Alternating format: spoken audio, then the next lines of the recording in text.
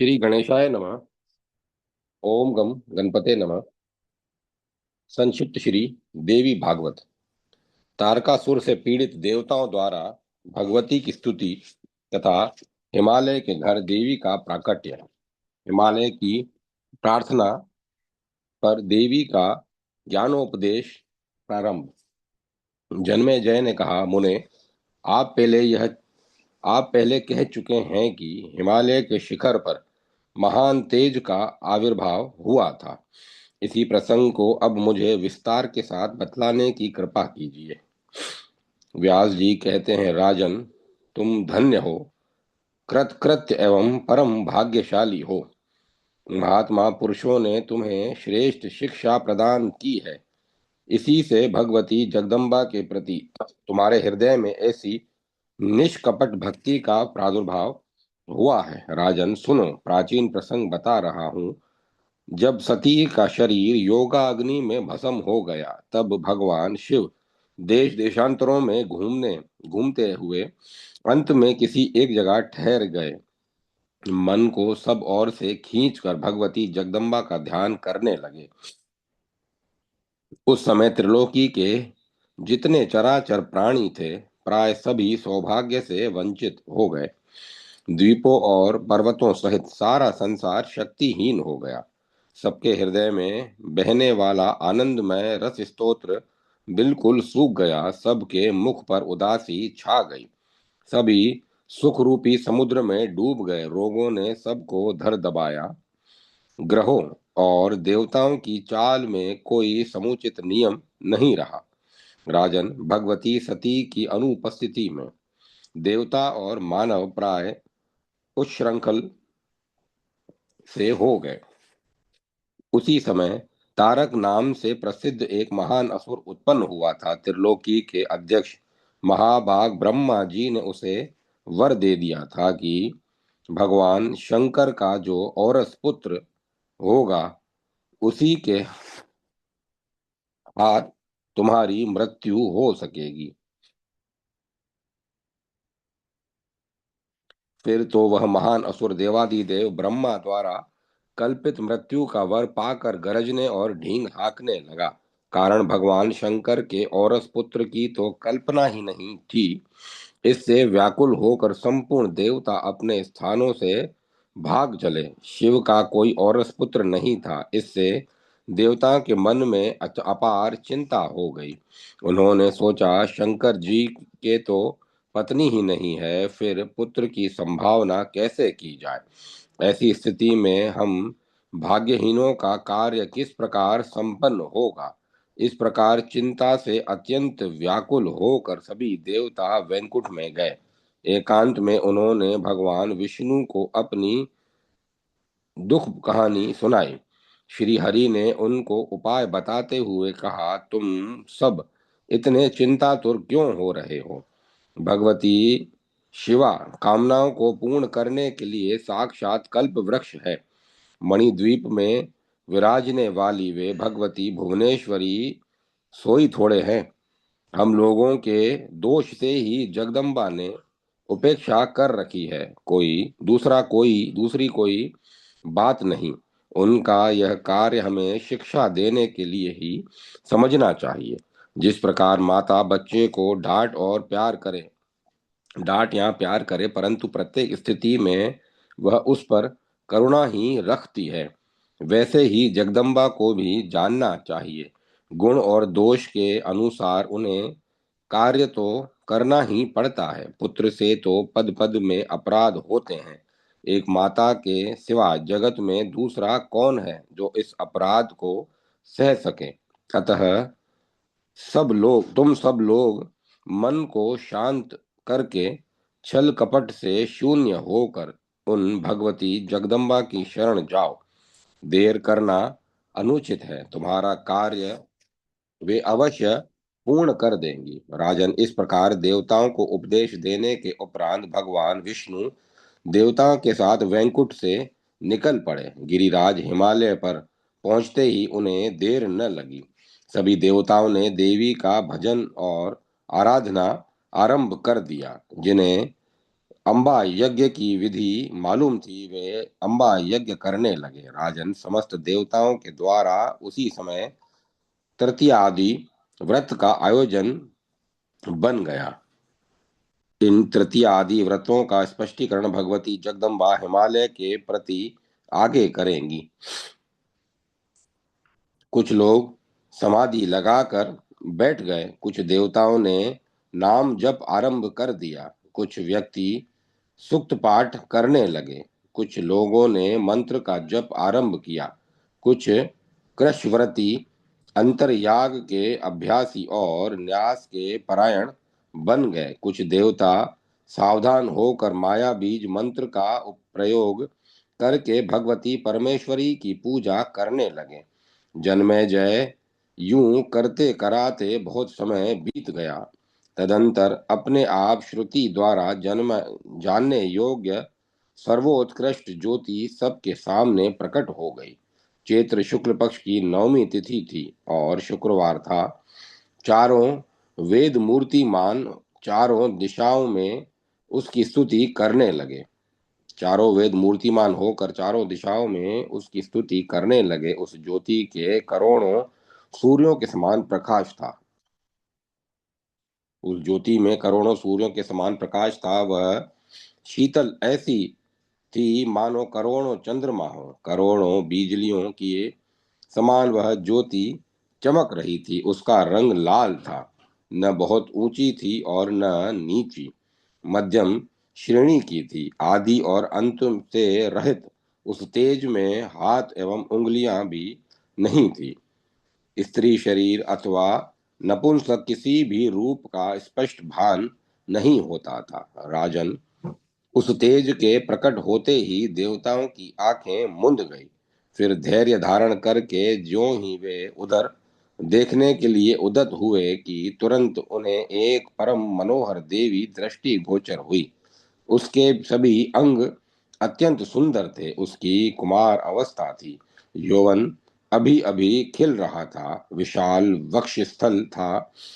बजती हुई किंकणी करधनी और पायजेब से उसकी विचित्र शोभा हो रही थी। दिव्य स्वर्ण के बाजूबंद, कड़े, कंठहार आदि आभूषण उसकी छवि बढ़ा रहे थे। बहुमूल्य मणियों का चमचमाता हुआ हार उसके गले में लटक रहा था। केतकी के नूतन पत्तों के समान उज्जवल कपोलों पर भ्रमर की तुलना करने वाले काले के शोभा पा रहे थे। उसका कटी प्रदेश बड़ा ही सुगढ़ था।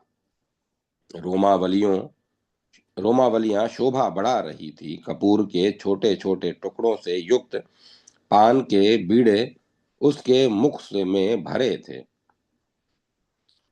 कमल जैसे मुख पर स्वर्ण में कुंडल की मधुर ध्वनि निकल रही थी। ललाट पर फैली हुई बोहें ऐसी जान पड़ती थी मानो अष्टमी का चंद्रमा हो। लाल कमल के समान नेत्र थे। ऊंची नासिका थी। होठों से अमृत टपक रहा था। कुंद की खिली हुई कलियों जैसे सुंदर दांत थे। मोती की माला उनके गले को सुशोभित कर रही थी। मस्तक पर रत्नमय मुकुट था जिसमें चंद्रमा की रेखा अंकित थी। मल्लिका और मालती की माला केश की वेणी में गुथी थी। इससे परम मनोहरता छा रही थी। केसर की बिंदी से ललाट सुशोभित था। तीन नेत्र छटा छिटका रहे थे। पाश, अंकुश, वर और अभय मुद्रा से युक्त चार भुजाएं थी। लाल रंग का दिव्य वस्त्र अनुपम शोभा दे रहा था। शरीर की कांति ऐसी थी मानो अनार का पुष्प हो। श्रृंगार की सभी वस्तुओं से वे अलंकृत थी।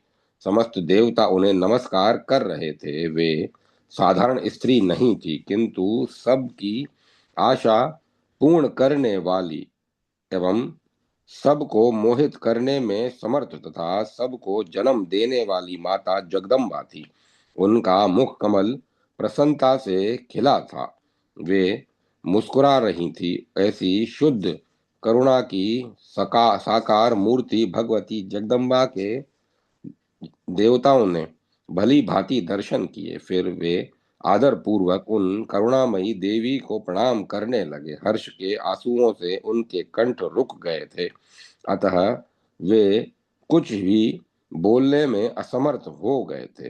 किसी प्रकार चिंता से में स्थिरता प्राप्त करने पर वे नम्रता पूर्वक कंधे झुकाकर भगवती जगदम्बा की स्तुति करने लगे। उस समय उनकी आंखें आनंद के आंसुओं से भरी थी।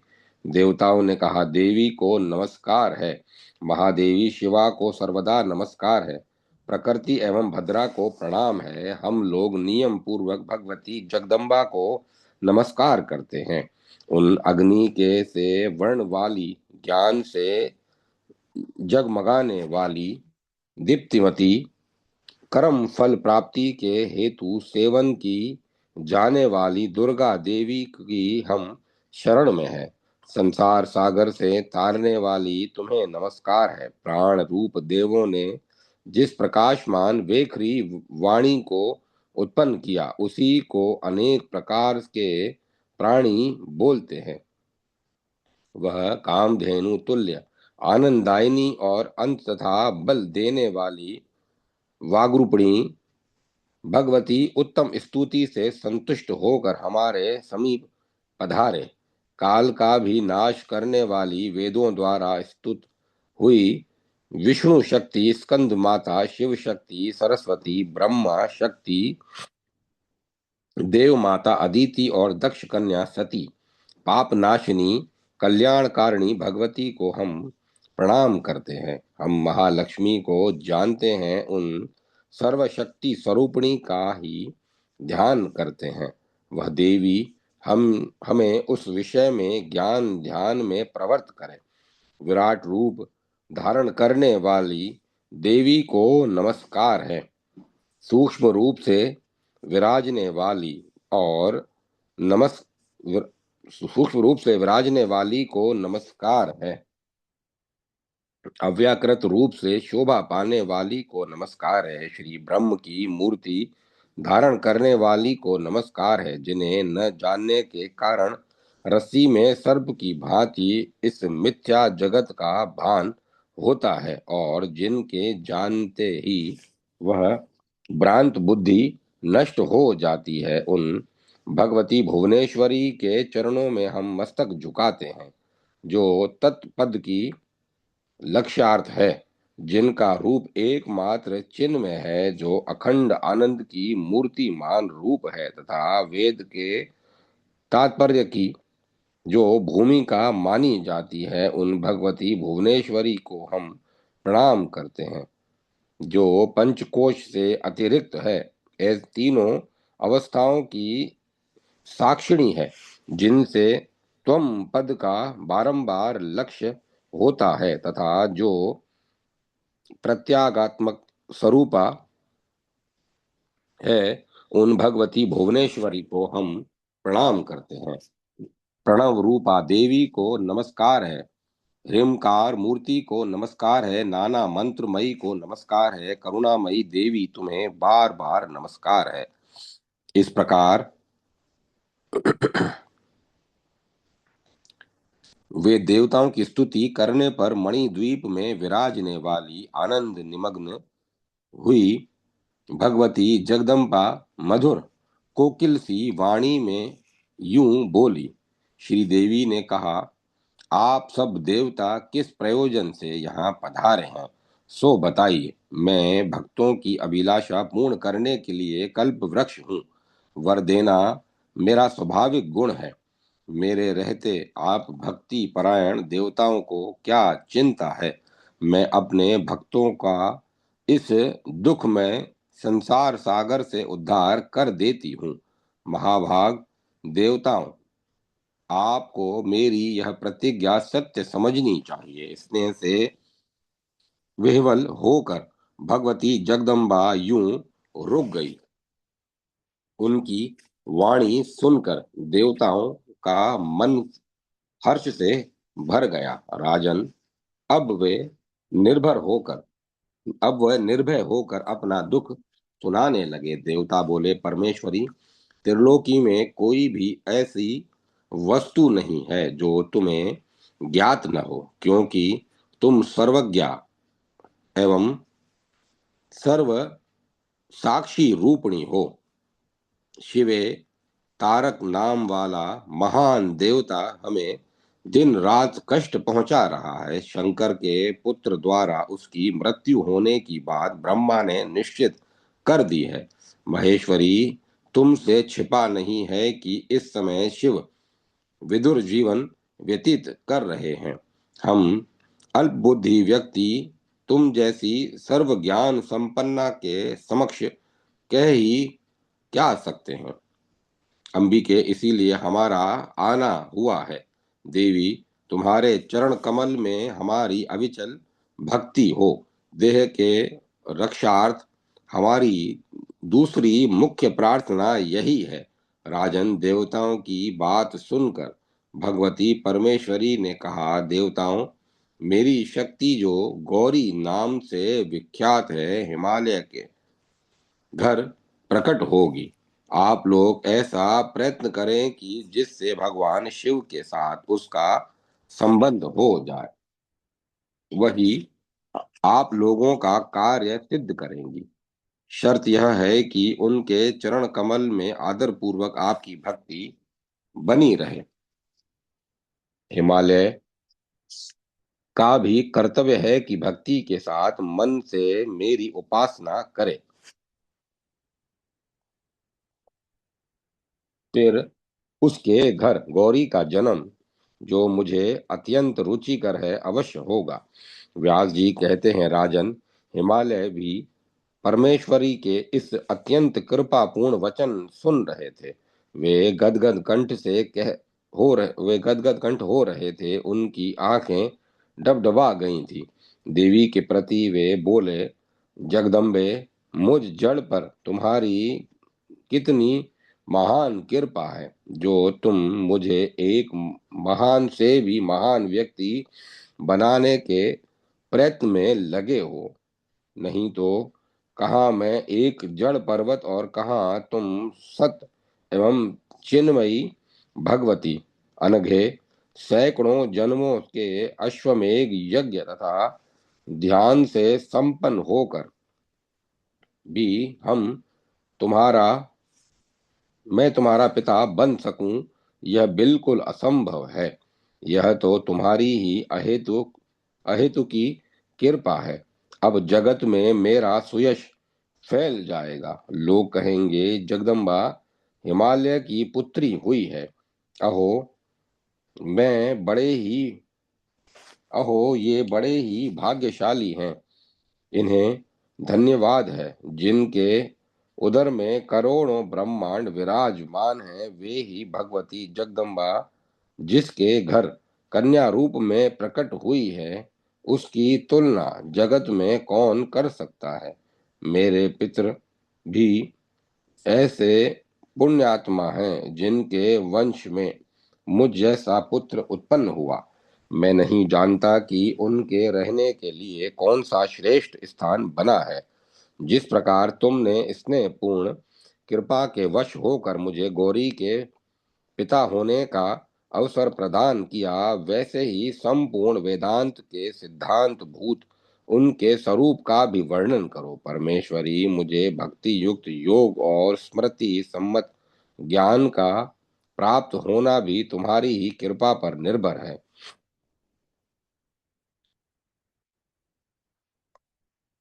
व्यास जी कहते हैं, राजन, हिमालय की यह बात सुनकर भगवती जगदम्बा का मुख कमल प्रसन्नता से प्रफुल्लित हो गया।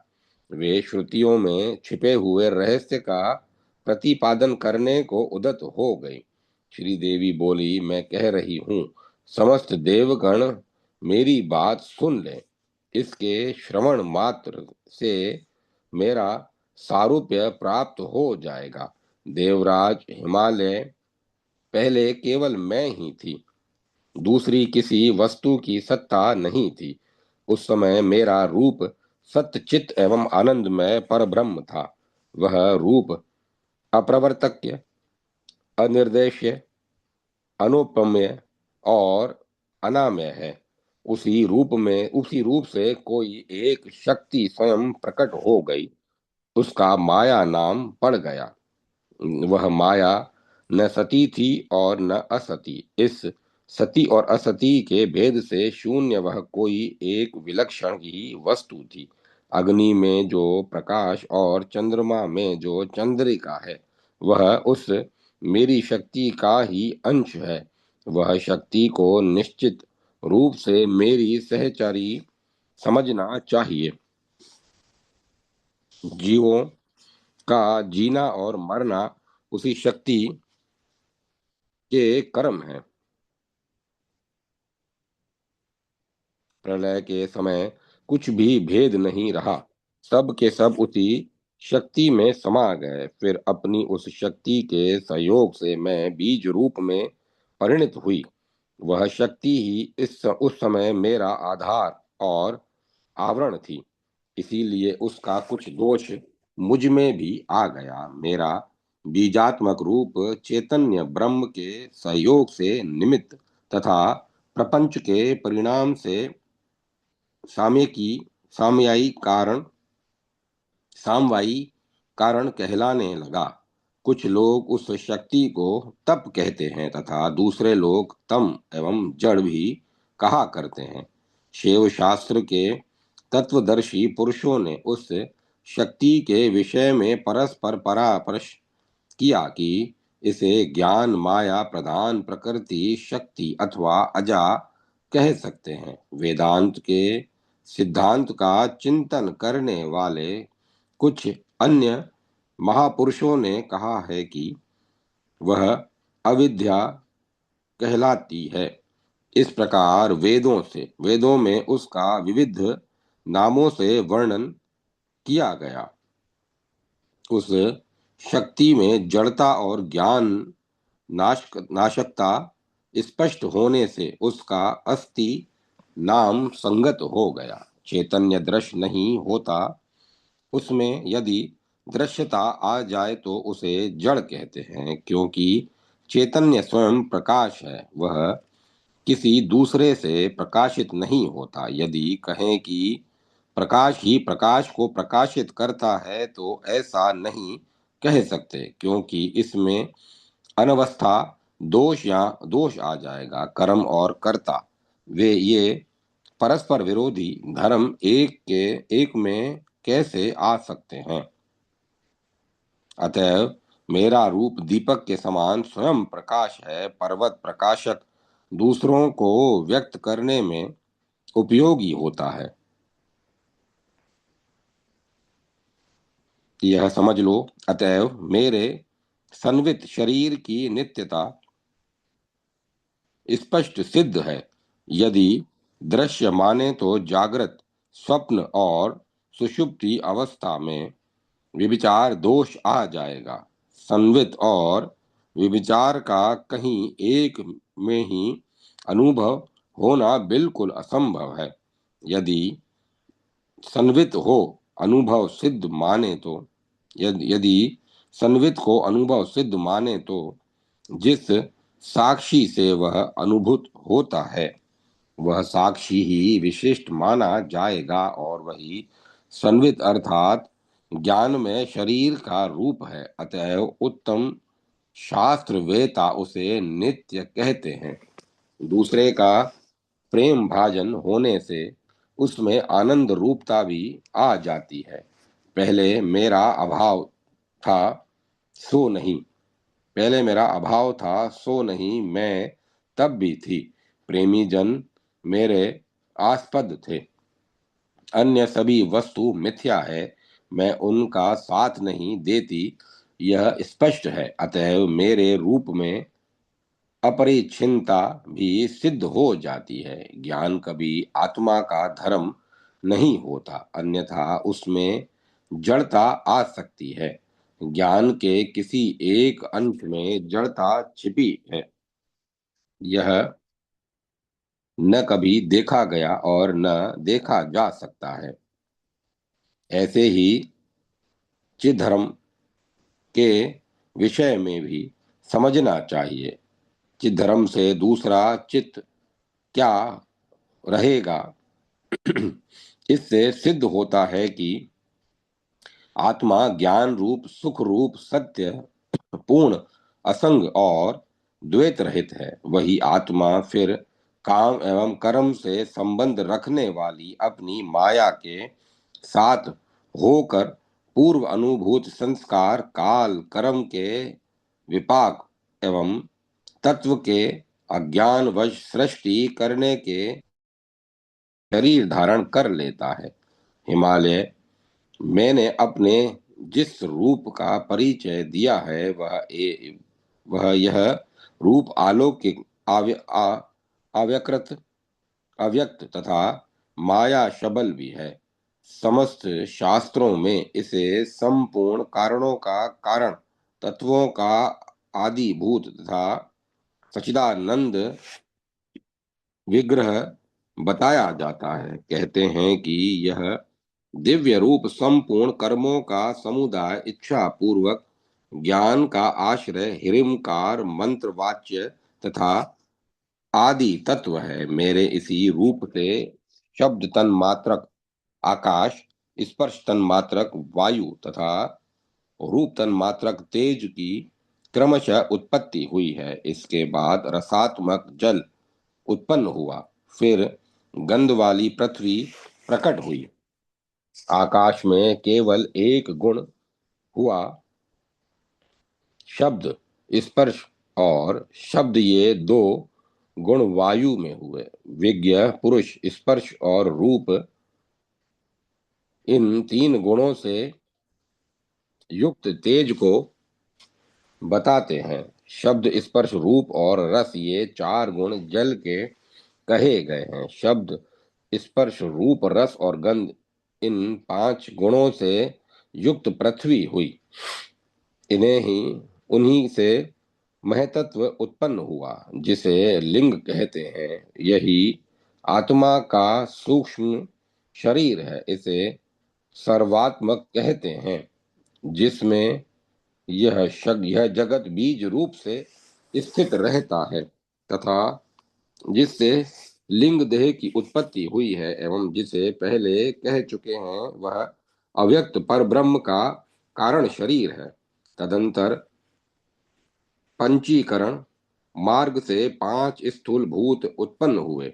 उनकी स्थिरता का वर्णन करते हुए उन उपर्युक्त पांचों भूतों में प्रत्येक को दो दो भागों में बांट दिया गया। फिर एक एक में से चार चार भाग पृथक किए गए।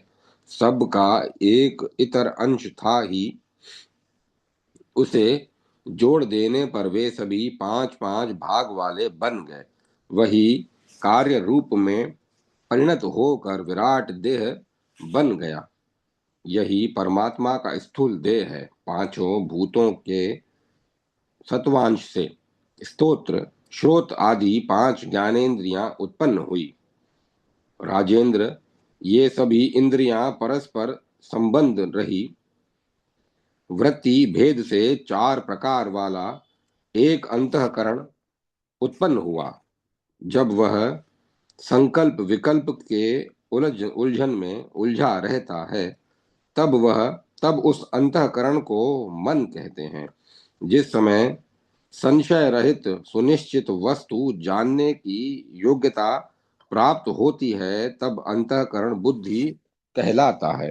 अनुसंधान वृत्ति के अनुसार आने पर अंतःकरण की चित्त संज्ञा होती है और स्वरूप में अहंकार वृत्ति उत्पन्न होने से उसी अंतःकरण को अहंकार कहते हैं। फिर प्रत्येक पंचभूत में जो राजस अंश थे, उनसे क्रमशः तत् तत् कर्मेंद्रियों की उत्पत्ति हुई। प्रत्येक इंद्रिय का परस्पर संबंध हो गया। उसके बाद उन्हीं के राजस अंश से पांच प्रकार के प्राण उत्पन्न हुए। प्राण हृदय में, अपान गुदा में, समान नाभि में, उदान कंठ में तथा व्यान संपूर्ण शरीर में विराजमान हुआ। इस प्रकार पांच ज्ञानेंद्रियां, पांच कर्मेंद्रियां तथा बुद्धि सहित मन, ये 17 सूक्ष्म शरीर के रूप में परिणत हो गए। यही सूक्ष्म शरीर लिंग शरीर कहलाता है। यूं कारण सूक्ष्म और लिंग शरीर के रूप का वर्णन करके अब जीव और ईश्वर के विभाग का कारण कहा जाता है। राजन, उस समय जो प्रकृति नाम से विख्यात थी, उसके भी दो भेद हैं, माया और अविद्या। शुद्ध सतव प्रधाना माया है और मलिन गुण प्रधाना अविद्या, जो अपने आश्रय में आने वाली की रक्षा करती है, उसे माया कहते हैं। इस उस शुद्ध सतव प्रधाना माया के साथ जो स्थित रहता है, वही ईश्वर कहलाता है। उस ईश्वर को परब्रह्म की पूर्ण जानकारी रहती है। वह सर्वज्ञानी, सबका उत्पादक तथा सब पर कृपा करने वाला है। पर्वतराज, मलिन सत्व प्रधाना अविद्या में जो प्रतिबिंब पड़ा, उसे जीव कहते हैं। जीव के संपूर्ण सुख और दुख का भान हुआ जीव में संपूर्ण सुख और दुख का भान हुआ करता है। पूर्वोक्त तीन शरीरों से ईश्वर और जीव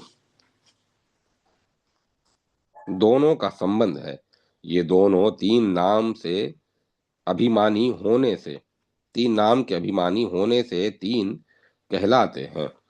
कारण देहाभिमानी जीव प्राज्ञ कहलाता है। सूक्ष्म देहाभिमानी तेजस और स्थूल देहाभिमानी विश्व। इसी प्रकार ईश सूत्र और विराट पद से ईश्वर भी तीन नाम से प्रसिद्ध है। प्रथम अर्थात जीव व्यक्ति रूप है और द्वितीय यानी ईश्वर समिष्टि देहाभिमानी माना जाता है। वहीं सर्वेश्वर फिर स्वयं जीवों पर कृपा करने के लिए नाना भोगों के आश्रयभूत इस विविध जगत को उत्पन्न करता है। यह वह ईश्वर मेरी शक्ति से प्रेरित होकर निरंतर कार्य करता है। अध्याय 31-32 समाप्त। जय माता सरस्वती। जय माता सरस्वती। देवी का अपना विराट रूप दिखाना तथा पुनः सौम्य रूप में प्रकट हो जाना, तदंतर हिमालय को पुनः ज्ञानोपदेश करना। देवी ने कहा, हिमालय, मेरी माया शक्ति से संपूर्ण चराचर जगत की रचना की है। मेरी माया शक्ति ने संपूर्ण चराचर जगत की रचना की है। परमार्थ दृष्टि से विचार किया जाए तो वह माया भी मुझसे कोई भिन्न वस्तु नहीं है। व्यवहार की दृष्टि से वही यह विद्या एवं माया नाम से प्रसिद्ध है। तत्व दृष्टि से पृथक कुछ नहीं, तत्व केवल एक ही है। वह तत्व मैं हूं, जो संपूर्ण जगत की सृष्टि करके फिर अपने असली स्वरूप तत्व में विलीन हो जाती है। पर्वतराज, अपने माया एवं विद्या संज्ञ कर्म के साथ प्राणों को आगे करके मेरा प्रवेश होता है। कारण यह है कि यदि मैं ऐसा न करूं तो प्राणियों के जन्मे जन्मने और मरने की परंपरा चालू नहीं रहे। माया के भेदानुसार मेरे तत् तत् कार्य होते हैं। जैसे एक ही आकाश, घटाकाश और मठाकाश आदि अनेक नामों से व्यर्थ होता है, वैसे ही मैं एक होती हुई भी उपाधि भेद से भिन्न हूँ। जिस प्रकार सूर्य उत्तम और निकृष्ट सभी वस्तुओं को सदा प्रकाशित करता है, परंतु वह दूषित नहीं होता, वैसे ही मैं भी सब कभी दोषों से युक्त नहीं होती। वस्तुतः जीव और ईश्वर का विभाग माया द्वारा कल्पित है।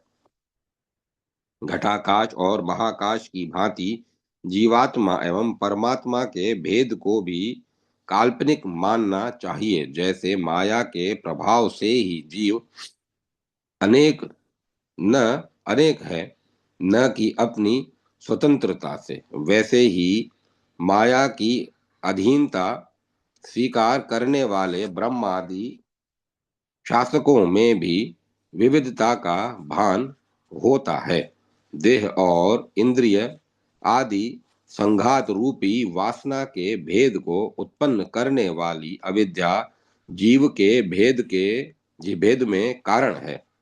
हिमालय जो गुण संबंधी वासना के भेद को विभाजित करती है वह माया है। धरणीधर मुझ में ही यह संपूर्ण संसार ओतप्रोत है।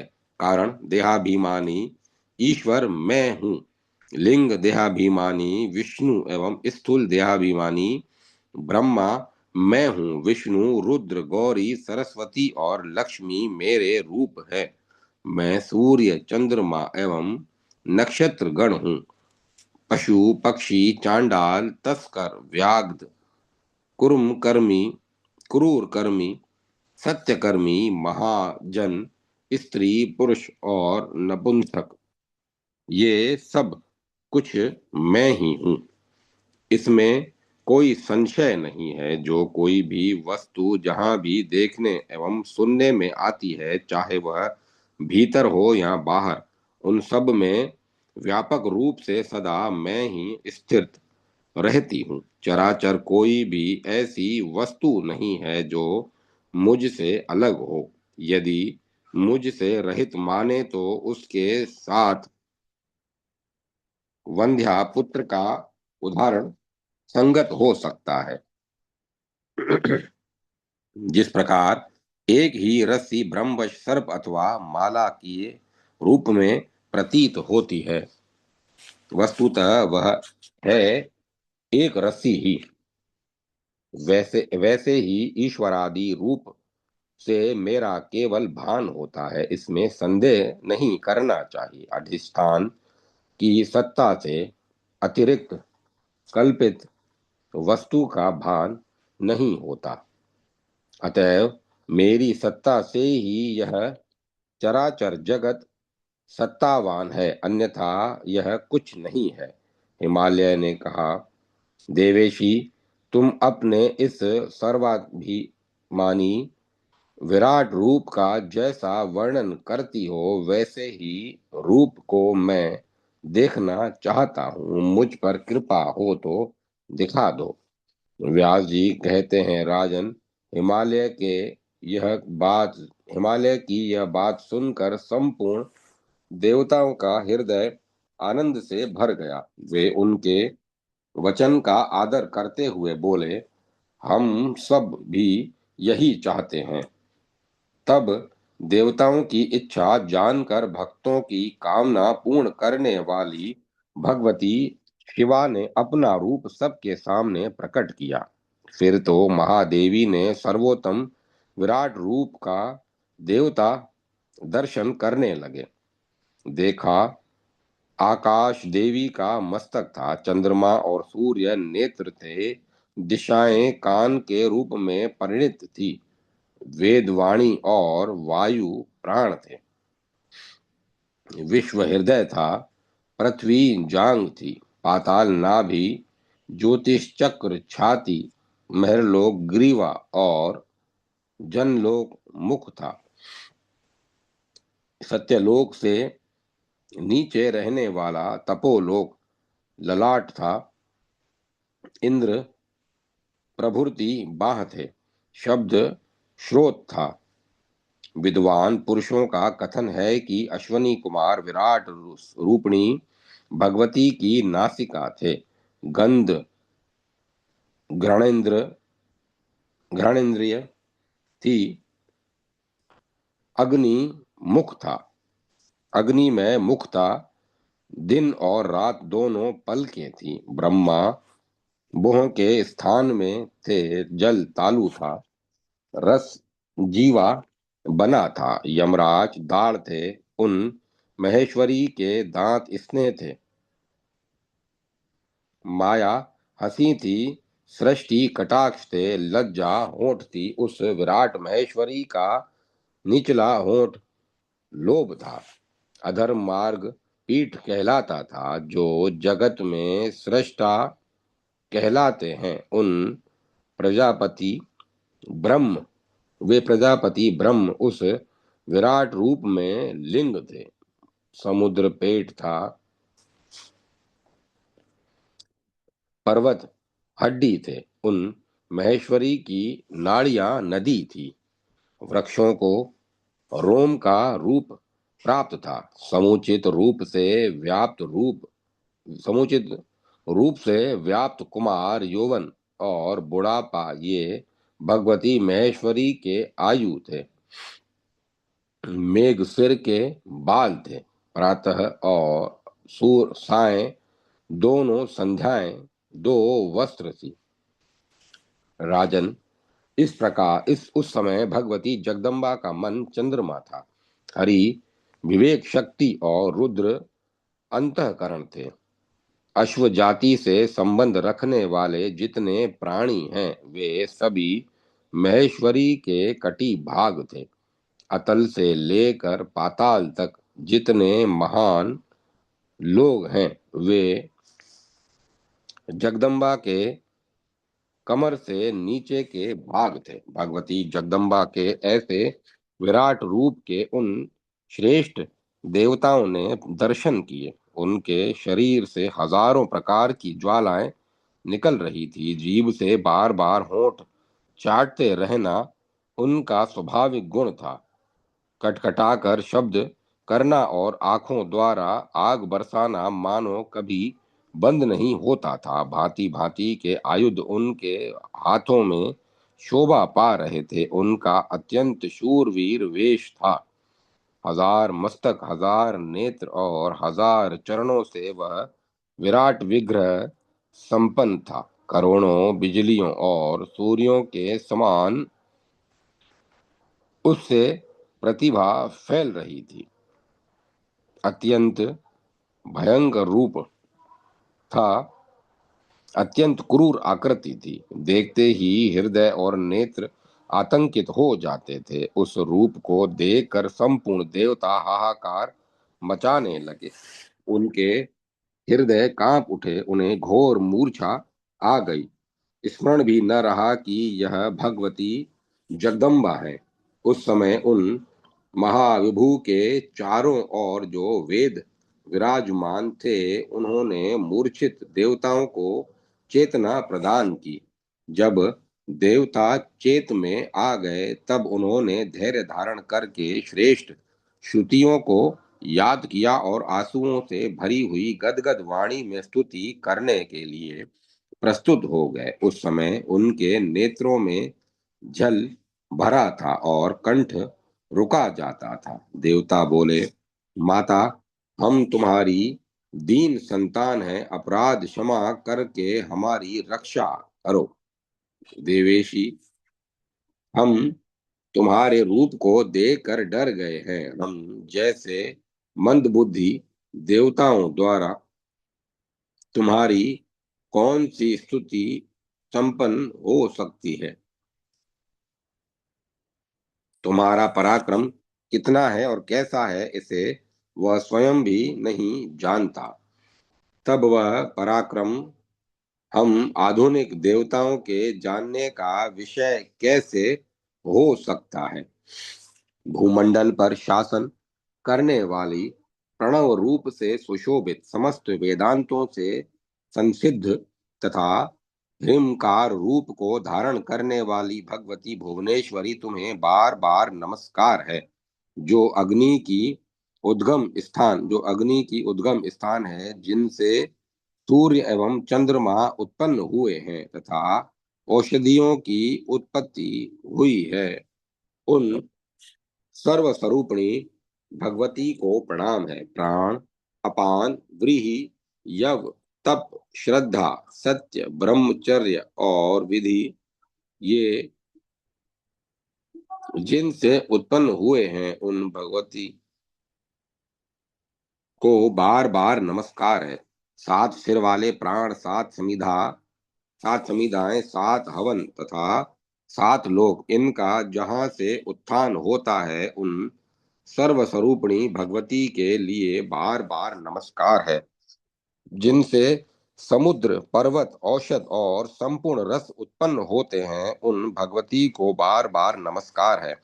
यज्ञ, दीक्षा, यूप, दक्षिणा, ऋचा, यजुष तथा साम मंत्र की रचना करने वाली सर्वात्मा भगवती को बार बार नमस्कार है। माता, आगे पीछे, उगल अगल बगल, नीचे ऊपर, चारों ओर से तुम्हें बार बार प्रणाम है। देवेशी, इस अलौकिक रूप का संवरण करके हमें वही परम सुंदर सौम्य रूप पुनः दिखाने की कृपा करो। व्यास जी कहते हैं, राजन, भगवती जगदम्बा कृपा की समुद्र है। देवताओं को डरे हुए देखकर उन्होंने अपना भयंकर रूप छिपा लिया और उन्होंने उसी क्षण उन्हें अपने मनोहर रूप के दर्शन कराए। उस समय देवी पाश, अंकुश, वर और अभय मुद्रा धारण किए हुए थी। सा उनके सभी अंग कोमल थे, आंखों में करुणा भरी थी, कमल जैसा मुख मुस्कान से शोभा पा रहा था। जब देवताओं ने देवी के उस कमनीय रूप को देखा, तब उनका सारा भय भाग गया। शांत चित्त होकर हर्षपूर्वक गदगद वाणी से वे भगवती को प्रणाम करने लगे। श्री देवी ने कहा, भक्त वत्सलता के कारण मैंने तुम्हें यह रूप दिखला दिया है। केवल मेरी एक कृपा को छोड़कर वेदाध्ययन, योग, दान, तप और यज्ञ, कोई भी साधन इस रूप को दिखाने में कारण नहीं हो सकता। राजेंद्र, अब प्राकृत विषय अर्थात ब्रह्म विद्या का जो उपदेश चल रहा था, उसे सुनो। परमात्मा ही उपाधि भेद से जीव संज्ञा प्राप्त करता है। फिर उसमें कर्तव्य गुण आ जाते हैं। धर्म अधर्म हेतुक नाना प्रकार के कर्म करने की उसमें क्षमता आ जाती है। जीव होने के कारण वह नाना योनियों में जन्म लेकर सुख दुख भोगता है। फिर तत् तत् संस्कार के प्रभाव से अनेकों प्रकार के कर्मों में उसकी प्रवृत्ति हो जाती है। फलस्वरूप उसे भांति भांति के शरीर धारण करने पड़ते हैं। सुख दुख से कभी छुटकारा नहीं मिलता। घटी नामक यंत्र की भांति उस जीव को कभी विश्राम करने का अवसर नहीं मिलता। काम और क्रिया का क्रम निरंतर चालू रहता है। इसमें कारण केवल ज्ञान ही है। अतः अज्ञान का नाश करने के लिए मनुष्य को सदा प्रयत्न करना चाहिए। अज्ञान का सर्वथा मिट जाना ही जीवन की सफलता है। पुरुषार्थ की समाप्ति तथा जीवन मुक्त दशा की उपलब्धि अज्ञान नाश का पर ही निर्भर है। उसी को श्रेष्ठ विद्या कहते हैं। हिमालय अज्ञान से उत्पन्न कर्म अज्ञान को दूर करने में सफल नहीं हो सकता, क्योंकि ये परस्पर विरोधी कर्म है। बल्कि कर्म द्वारा अज्ञान नष्ट होने की आशा करना ही व्यर्थ है। कारण अनर्थदायी कर्म अकस्मात आते रहते हैं। राग, द्वेष और अनर्थ का कर्म कभी बंद नहीं होता। अतः मनुष्य का कर्तव्य है कि सारा प्रयत्न ज्ञानोपार्जन के में लगा दे। समुच्चयवादी कहते हैं, कुर्वन्य है कर्माणि। इस श्रुति के अनुसार कर्म आवश्यक है। साथ ही केवल्य पद की प्राप्ति में साधक होने के कारण ज्ञान की भी आवश्यकता है। हित चिंतक कर्म ज्ञान का सहायक होकर रहता है, पर उनका यह कहना संगत नहीं, कारण दोनों परस्पर विरोधी हैं। क्योंकि हृदय की ग्रंथि का छेदन करने में ज्ञान साधक है और ग्रंथि के बनने में कर्म। फिर ये दो असहकारी होने से एक जगह कैसे रह सकते हैं? जैसे अंधकार और प्रकाश का साथ साथ रहना नितांत असंभव है। महामते, संपूर्ण वैदिक कर्मों की चरम सीमा अंतःकरण की शुद्धि है। अतः उनको यत्न पूर्वक करना चाहिए। वे कर्म हैं शम, दम, तितिक्षा, वैराग्य और सत्व संभव अर्थात चित्त शुद्धि। इतने ही कर्म करने योग्य हैं, इसके बाद कुछ शेष नहीं रहता। व्यक्त कर्म करने के पश्चात यानी मनुष्य सन्यासी होकर श्रोतीय ब्रह्मनिष्ठ गुरु के पास रहे और विशुद्ध भक्ति से संपन्न हो वेदांत का श्रवण करे, सदा सावधान रहे। तत्वमसी वाक्य के अर्थ का विचार करे। तत्वमसी यह वाक्य जीव और ब्रह्म की एकता का बोधक है। एकता का बोध होने पर मनुष्य निर्भय होकर मेरा रूप बन जाता है। हिमालय पहले पदार्थ का ज्ञान होता है, तत्पश्चात वाक्यार्थ का। तत्पद का जो वाक्यार्थ है वह मैं ही हूँ। त्वम पद का वाच्यार्थ जीव है, इसमें कोई संशय नहीं। विद्वान पुरुष असी इस पद से तत्व और त्वम दोनों की एकता बतलाते हैं। वाच्यार्थ पृथक पृथक होने से श्रुति कथित इन दोनों पदों में एकता नहीं घट सकती। अतः लक्षणा कर लेनी चाहिए। दोनों का लक्ष्यार्थ चित्त हो, तभी दोनों की एकता हो सकती है। इसका बोध हो जाने पर दोनों में स्वगत भेद समाप्त होकर एकता आ जाती है। वही यह देवदत्त है, अर्थात किसी अन्य समय जिसे देखा था विपरीत होने पर भी उसे वही मान लेना, यही लक्षणा कही जाती है। अतएव स्थूल देह से रहित ब्रह्म को नर कहते हैं। 5 महाभूतों से उत्पन्न स्थूल शरीर भोगों का आश्रय होता है। उसे संपूर्ण कर्मों के भोग भोगने के लिए वृद्ध एवं रोगी होना पड़ता है। पर्वतराज माया के प्रभाव से स्पष्ट प्रतीत होने वाला यह जगत बिल्कुल मिथ्या है, क्योंकि यह स्थूल शरीर मेरे ही आत्मा का दूसरा रूप है। जो 5 ज्ञानेन्द्रिय, 5 कर्मेंद्रिय, 5 प्राण एवं मन तथा बुद्धि से युक्त है, उसे विज्ञ पुरुष सूक्ष्म शरीर कहते हैं। अपंचीकृत भूत से उत्पन्न जो यह सूक्ष्म शरीर है उसे आत्मा का शरीर मानते हैं। सुख दुख का अनुभव करने वाला दूसरा स्थूल शरीर कहलाता है। यह अज्ञान अनादि और अनिर्वचनीय है।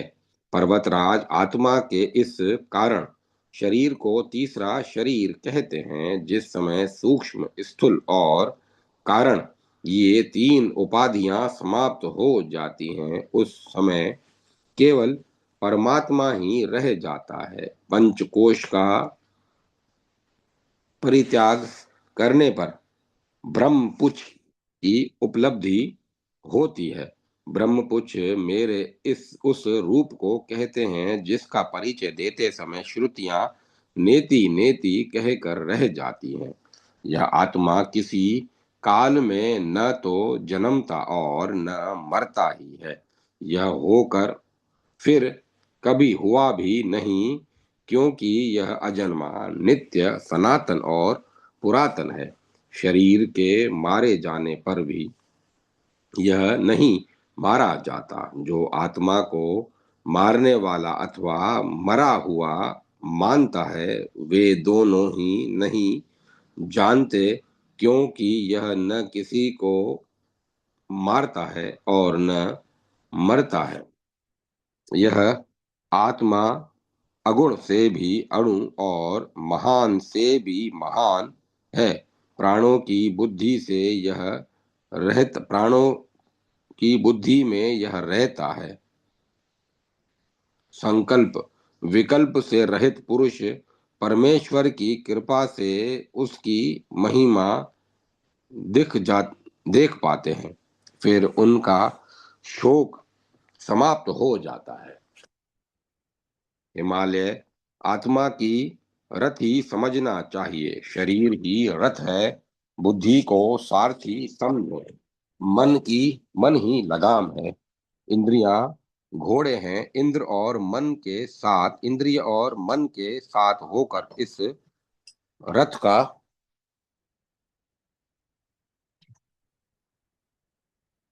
इंद्रिय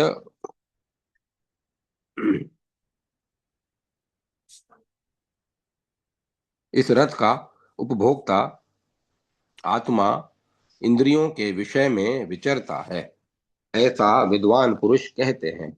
जो अज्ञानी, अमनस्वी अमन अमनस्वी और अपवित्र आत्मा है, उसे परम धाम की प्राप्ति नहीं होती। उसे संसार में जन्म धारण करना पड़ता है। जिन्हें ज्ञान सुलभ है, जो मनस्वी एवं पवित्र हैं, उन्हें यह उत्तम पद मिल जाता है, जहां से लौटकर फिर जगत में जन्म लेना नहीं पड़ता। जिसका बुद्धि रूपी सारथी चतुर है, जो मन रूपी लगाम को सावधानी से पकड़े हुए हैं, वही रथी मार्ग पूरा करके मेरे धाम में पहुंच जाता है।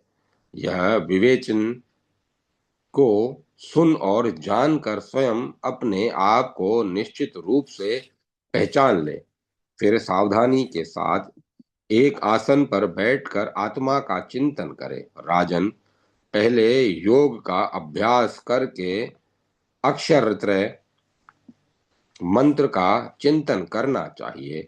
यह मंत्र देवी प्रणव कहलाता है। इसके मंत्र और अर्थ दोनों का ध्यान आवश्यक है। इस मंत्र में हकार स्थूल देह है, रकार को सूक्ष्म देह और ईकार को कारण देह कहते हैं। ह्रीम, यह रूप स्वयं मैं हूँ। बुद्धिमान पुरुष यूं समिष्ट शरीर में क्रमशः तीनों बीजों को समझकर और व्यष्टि समष्टि और व्यष्टि दोनों रूपों में एक मेरा ही चिंतन करे। ध्यान के पूर्व ही मेरे ऐसे स्वरूप की धारणा कर लेना आवश्यक है। इसके बाद दोनों नेत्र बंद करके मुझ भगवती जगदीश्वरी का ध्यान करे। उस समय प्राण और अपान वायु को समान स्थिति में रखे। दृष्टि नासिका के अग्रभाग में से विचलित न हो। ध्यान के समय विषय भोग की आकांक्षा बिल्कुल नहीं उठनी चाहिए। किसी में न तो दोष देखना चाहिए और न किसी से डाह करना। विशुद्ध बुद्धि से संपन्न होकर किसी पर्वत की गुफा में अथवा एकांत स्थान में आसन लगाकर बैठना चाहिए। फिर विश्व में हकार को रकार में, परम तेजस्वी दिव्य रकार को ईकार में तथा परम ज्ञान स्वरूप इकार को ह्रीकार में प्रविलापन करे। अतः मैं मेरे सचिदानंद में अखंड रूप का, जो वाच्य और वाचक से रहित तथा द्वैत भाव से शून्य है, चिंतन करे। राजन, इस प्रकार से ध्यान करके श्रेष्ठ पुरुष मेरा साक्षात्कार कर लेता है। उसे मेरी सारूप्यता प्राप्त हो जाती है, क्योंकि उसकी बुद्धि में फिर द्वैत भाव नहीं रहता। इस प्रकार के योग से संपन्न होकर जो मेरे इस सर्वोत्तम रूप के दर्शन प्राप्त कर लेता है, उसका कर्म संबंधी अज्ञान तुरंत नष्ट हो जाता है। अध्याय 33-34। जय माता सरस्वती। जय मां सरस्वती। देवी का हिमालय को ज्ञानोपदेश, विविध योगों का वर्णन। हिमालय ने कहा, भगवती महेश्वरी, अब तुम ज्ञान प्रदान करने वाले सांगोपांग योग का वर्णन करो, जिसके साधन से मैं तुम्हारे तत्व दर्शन का पूर्ण अधिकारी बन सकूं। श्री देवी कहने लगी, गिरिराज, योग न आकाश में है, न पृथ्वी में, और न पाताल में ही है। योग के विशारद लोग कहते हैं कि जीव और आत्मा की जो एकता है वही योग है। निष्पाप हिमालय, इस योग में विघ्न करने वाले 6 दोष हैं। उनके नाम हैं काम, क्रोध, लोभ, मोह, मद और मत्सर। अतएव योगी साधक योग के अंगों के द्वारा उन विघ्नों का उच्छेद करके योग में सफलता प्राप्त करे। योग के ये 8 अंग हैं: यम, नियम, आसन, प्राणायाम, प्रत्याहार, धारणा, ध्यान और समाधि। योग साधकों को इनका साधन अवश्य करना चाहिए। यम 10 कहे गए हैं: अहिंसा, सत्य, अस्तेय, ब्रह्मचर्य, दया, सरलता, क्षमा, धृति, परिमित आहार और पवित्रता। पर्वतराज, मेरे द्वारा नियम भी 10 बतलाए गए हैं। तप, संतोष, आसक्ति, आस्तिक भाव दोनों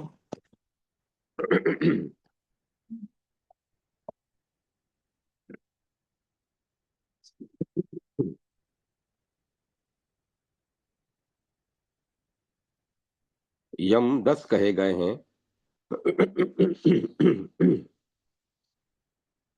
अहिंसा, सत्य, अस्तेय, ब्रह्मचर्य, दया, सरलता, क्षमा, धृति, परिमित आहार और पवित्रता। पर्वतराज, मेरे द्वारा नियम भी 10 बतलाए गए हैं। तब, संतोष, आसक्ति भाव, दान, देवताओं का पूजन, शास्त्र सिद्धांत का श्रवण, बुरे कामों में लज्जा, सत्य बुद्धि, जप और हवन, पद्मासन, स्वास्तिकासन, भद्रासन, वज्रासन और वीरासन। क्रमशः ये 5 आसन बतलाए गए हैं। दोनों पैरों के दोनों तलुओं को जांघों पर रखें, हाथों को पीठ की ओर ले जाकर दाहिने हाथ से दाहिने पैर के अंगूठे को और बाएं हाथ से बाएं पैर के अंगूठे को पकड़ें। योगियों के हृदय में प्रसन्नता उत्पन्न करने वाला यह पद्मासन कहलाता बतलाया गया है। जांग और घुटनों के बीच में पैर के तलुओं को अच्छी तरह रखकर शरीर को सीधा रखकर बैठ जाने को योगी स्वास्तिकासन कहते हैं। अंडकोश की शिरा के नीचे सिवन के दोनों और दोनों एड़ियों को अच्छी तरह रखकर तथा अंडकोश के नीचे रखे दोनों पैरों को हाथों से पकड़कर बैठने का नाम योगियों ने भद्रासन बतलाया है। योगी गण इस आसन का विशेष आदर करते हैं। दोनों पैर क्रम से दोनों जांघों पर रखकर दोनों घुटनों के निचले भाग में उंगली रखकर दोनों हाथ स्थापन करके बैठने को वज्रासन कहा गया है। जो और योगी जन एक जांग के नीचे एक पैर को और दूसरी जांग के नीचे दूसरे पैर को रखकर शरीर को सीधा रखकर बैठते हैं, उसे वीरासन कहते हैं। योगी 16 मात्रा से अर्थात 16 बार प्रणव का उच्चारण कर सके, उतने समय में इड़ा बाई नासिका के द्वारा बाहर की वायु को खींचे। यह पूरक प्राणायाम है।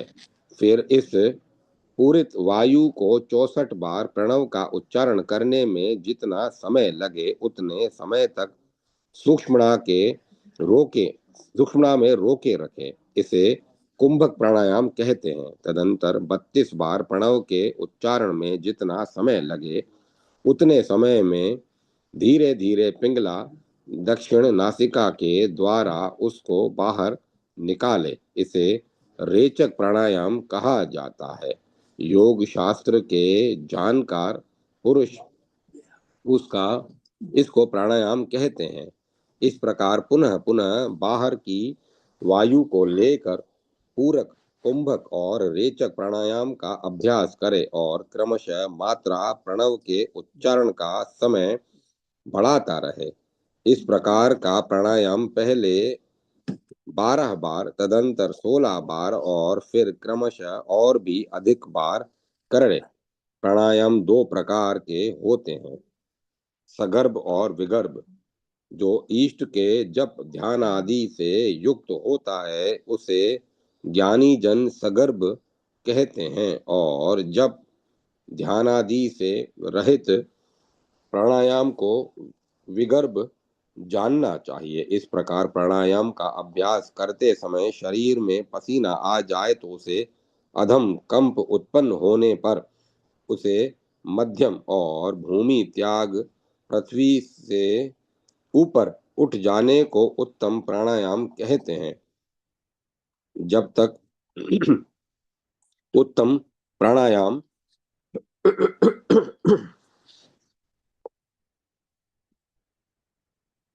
तक न पहुंचा जाए तब तक अभ्यास करते रहना चाहिए।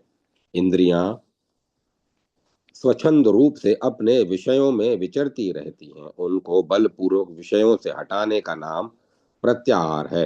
अंगूठे, एड़ी, घुटने, जांग, गुदा, लिंग, नाभि, हृदय, ग्रीवा, कंठ, भूमध्य, बोहों के बीच और मस्तक, इन 12 स्थानों में प्राणवायु को विधि पूर्वक धारण किए रखने को धारणा कहा जाता है। मन को चेतन आत्मा से समाहित करके उसमें अपने अभिष्ट देवता का ध्यान करने को ध्यान कहा गया है तथा जीवात्मा और परमात्मा में नित्य समत्व भाव दोनों के ऐक्य को मुनियों ने समाधि बतलाया है। यह अष्टांग योग कहा गया है। अब तुम्हारे लिए मैं श्रेष्ठ मंत्र योग का वर्णन करती हूँ। पर्वतराज, इस पंचभूतात्मक शरीर को पिंड ब्रह्मांड की युक्ति के अनुसार विश्व कहा जाता है।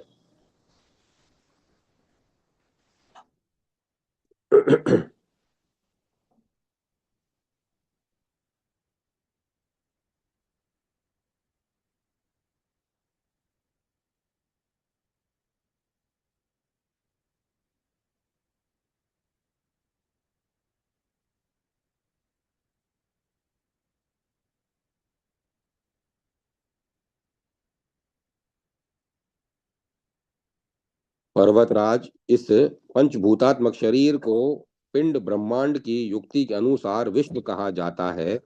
चंद्र, सूर्य और अग्नि के तेज से मुक्त होने पर इड़ा, पिंगला, सूक्ष्मणा में योग साधन से जीव ब्रह्म की एकता होती है। इस शरीर में 3.5 करोड़ नाड़ियां हैं। इनमें 10 मुख्य हैं और एवं उन 10 में भी 3 को सबसे मुख्य बतलाया गया है। ये मेरु दंड में चंद्र, सूर्य और अग्नि रूपा होकर रहती हैं। बाईं और श्वेत वर्ण चंद्र रूपिणी इड़ा नाम की नाड़ी स्थित है। यह साक्षात अमृतमयी शक्ति रूपा है। दाहिनी और पिंगला नाम की नाड़ी है। यह पुरुष रूपा सूर्य मूर्ति है। इसके बीच में सर्व तेजोमयी अग्नि रूपणी सूक्ष्मणा नाम की नाड़ी है, इसके मध्य में विचित्र नाम की नाड़ी है। उसमें इच्छा ज्ञान क्रियात्मक करोड़ों सूर्यों के सदृश प्रभा संपन्न स्वयंभू लिंग है। उसके ऊपर हिरिम माया बीज है तथा उसके ऊपर लाल वर्ण वाली शिखा के आकार की कुंडलिनी है। हिमालय राज, यह देवात्मिका कुंडलिनी मुझसे भिन्न नहीं है। इसके बाहरी भाग में स्वर्ण वर्ण की आभा वाले कमल का ध्यान करना चाहिए। इसके चार दल हैं, उनमें व श स, इन चार अक्षरों का ध्यान करें। यह मूलाधार चक्र है। इसके ऊपर षटकोण, छह कोणों वाले हिमालय का ध्यान करें। यह अग्नि के सदृश दलों से युक्त हीरे के समान चमकदार है। यह भ भ म य र ल, इन छह अक्षरों से संपन्न उत्कृष्ट स्वादिष्ठान चक्र है। स्व शब्द से इसे परम लिंग रूप जानना चाहिए। इसके ऊपर नाभि देश के में महान प्रभा से युक्त मेघ तथा बिजली के समान कांति वाला मणिपूरक महान नामक अत्यंत तेजोमय चक्र है। मणि के सदृश प्रभा होने से इस इसे मणिपद्म भी कहते हैं। यह यह 10 दलों से युक्त है और ढ ढ ण त थ ध ध न प फ, इन 10 अक्षरों से समन्वित है। यह कमल विष्णु के द्वारा अधिष्ठित होने के कारण विष्णु के दर्शन का साधन है। इसके ऊपर सूर्य के समान प्रभा से संपन्न अनाहत चक्र है। यह क ख घ घ ढ च छ झ झ ज ट ठ, इन 12 अक्षरों से युक्त है। इसके मध्य में 10,000 सूर्यों के समान प्रभा वाला बाण लिंग विराजित है। किसी भी आघात के बिना इसमें शब्द होता है। इससे यह शब्द ब्रह्ममय चक्र को मुनिगण अनाहत कहते हैं। यह चक्र आनंद सदन है और इसमें परम पुरुष अधिष्ठित है। इसके ऊपर विशुद्ध नामक 16 दलों से युक्त कमल है। यह अ आ इ ई उ ऊ र र ल ल ए ओ अ अम अह, इन 16 अक्षरों से संपन्न है। इसका महान प्रभा से युक्त धूम्रवर्ण है। इसमें हंस स्वरूप परमात्मा के दर्शन से जीव विशुद्ध आत्म स्वरूप को प्राप्त हो जाता है। इसी से इसको विशुद्धाख्य चक्र कहा जाता है। इस महान अद्भुत कमल को आकाश चक्र भी कहते हैं। इसके ऊपर परमात्मा का अधिष्ठान रूप आज्ञा चक्र है। इसमें परमात्मा की आज्ञा का संक्रमण होता है। इससे इसको आज्ञा चक्र कहा जाता है। यह ह श्र 2 अक्षरों से युक्त है और अत्यंत मनोहर है। इसके ऊपर कैलाश नामक चक्र है और उसके ऊपर रोहिणी चक्र है। सुवर्त, इस प्रकार आधार चक्रों का तुम्हारे सामने वर्णन किया गया। उसके और ऊपर सहस्त्रार चक्र है। यह बिंदु मूल परमात्मा का स्थान है। इसी से इसको शून्य चक्र कहते हैं। इसमें सहस्त्र दल हैं। यह संपूर्ण सर्वश्रेष्ठ योग मार्ग कहा जाता है। अब क्या करना चाहिए सो बताती हूँ। पहले पूरक प्राणायाम के द्वारा आधार में मन लगावें। तदंतर गुदा और मेड़ के बीच में उस वायु के द्वारा कुंडलिनी शक्ति को समेटकर उसे जागृत करें। फिर लिंग भेदन के द्वारा स्वयंभू लिंग से आरंभ करके चक्रों के द्वारा उस कुंडलिनी शक्ति को शून्य चक्र सहस्त्रार तक ले जाएं। पश्चात उस पराशक्ति का सहस्त्राधार में स्थित परमेश्वर शंभु के साथ ऐक्य भाव से ध्यान करें। यह वहां शिव शक्ति के सम्मिलन से लाक्षारस के सदृश बहने वाले अमृत को लेकर योग में सिद्धि प्रदान करने वाली माया नाम की शक्ति को पान कराकर फिर उस अमृत धारा के द्वारा षट चक्रों में स्थित देवताओं को परितृप्त करे। तदंतर उपर्युक्त मार्ग से ही साधक उस कुंडलिनी शक्ति को मूलाधार तक वापस लौटा लाए। इस प्रकार जो साधक प्रतिदिन अभ्यास करते हैं उनके लिए पहले ही के दूषित समस्त मंत्र सिद्ध हो जाते हैं। इसमें कुछ भी अन्यथा नहीं है। इसी से साधक बुढ़ापा मृत्यु आदि दुखों से युक्त भवबंधन से छूट जाता है और उसे मुझ जगजननी देवी में जो महान गुण हैं वे संपूर्ण गुण प्राप्त हो जाते हैं। इसमें कुछ भी संदेह नहीं है। तात इस प्रकार वायु के धारण करने का श्रेष्ठ योग तुमसे कहा गया। अब तुम मेरे द्वारा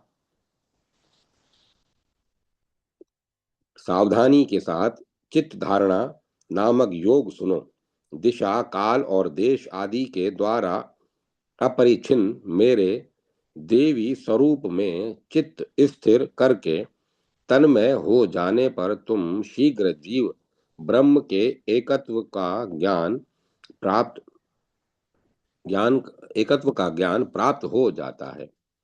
कदाचित चित्त में मल दोष रहने के कारण शीघ्र सिद्धि न प्राप्त हो तो योगी साधक को अवयव योग के द्वारा अभ्यास करना चाहिए। पर्वतराज, मेरे हस्त चरण आदि मधुर मनोहर अंगों में चित्त को स्थिर करके एक एक अंग को जय पूर्ण रूप से अभ्यस्त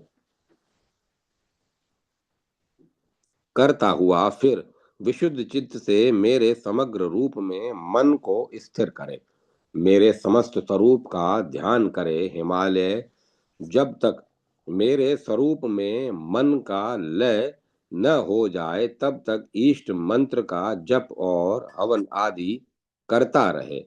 मंत्राभ्यास योग के द्वारा ज्ञेय तत्व का ज्ञान हो जाता है। योग के बिना मंत्र की सिद्धि नहीं होती और मंत्र के बिना योग सिद्ध नहीं होता। अतएव मंत्र और योग दोनों का समन्वय रूप अभ्यास ही ब्रह्म संसिद्धि संसिद्धि के में कारण है। जिस घर में अंधेरा छाया हुआ हो उसमें घड़ा दिखाई नहीं देता, परंतु दीपक जलाने पर वह दिखाई देने लगता है। उसी इसी प्रकार माया से आवृत आत्मा भी मंत्र के द्वारा दृष्टि गोचर होने लगता है।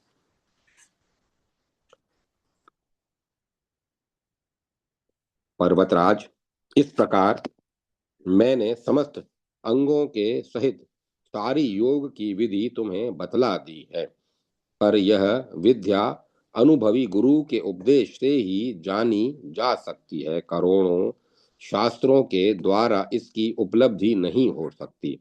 अतएव योग सिद्ध गुरु देव की सन्निधि में रहकर इसका अभ्यास करना चाहिए। अध्याय 35 समाप्त।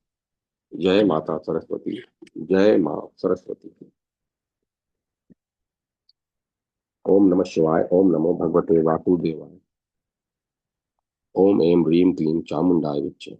अब कथा को विराम दिया जाता है। ओम तत्सत। ओम तत्सत। ओम तत्सत।